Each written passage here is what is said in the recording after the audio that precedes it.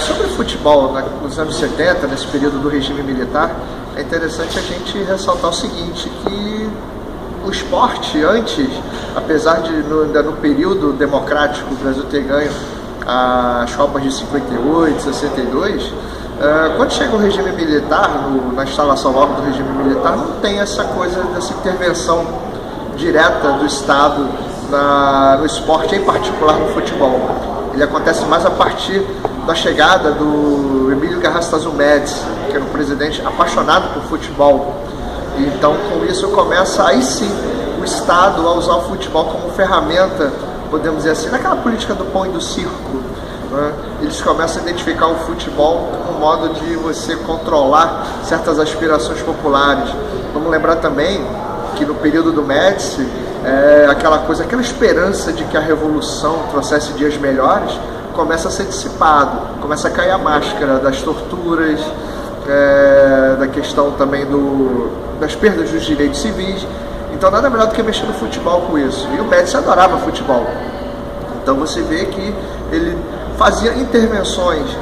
Criou-se a lenda das intervenções diretas do presidente. Na verdade eram intervenções indiretas, né? Principalmente na seleção brasileira. A entrada do João Saldanha, por exemplo, era uma coisa até que hoje se discute muito na universidade. Como é que o João Saldanha, que era um comunista daquele bem radical, ele pôde ser técnico da seleção brasileira? Isso é até uma pergunta que se faz até hoje. Como é que o regime, se fosse um controle mesmo ideológico, houvesse no futebol, como é que deixaria o João Saldanha entrar nisso, né? Porque o João Saldanha, apesar dessas divergências ideológicas, era um comentarista, como é que se diz, respeitado muito na época.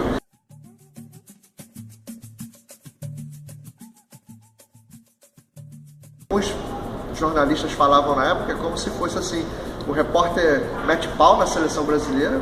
Viemos de uma Copa do Mundo pavorosa, que foi de 66, né, que fomos eliminados na primeira fase. Então, beleza, já que os jornalistas sabem tudo, vamos botar um jornalista de treinador. Foi mais ou menos isso a chegada do João Saldanha. E hoje há umas divergências até sobre a questão da saída do João Saldanha, se foi por intervenção direta de Médici, né, ou se foi mesmo por questões de deficiência técnica. Então, um debate ainda muito grande sobre isso, né? Mas com certeza pessoas ligadas a Médici foram que mexeram nos pauzinhos para, por exemplo, convocar o Dario.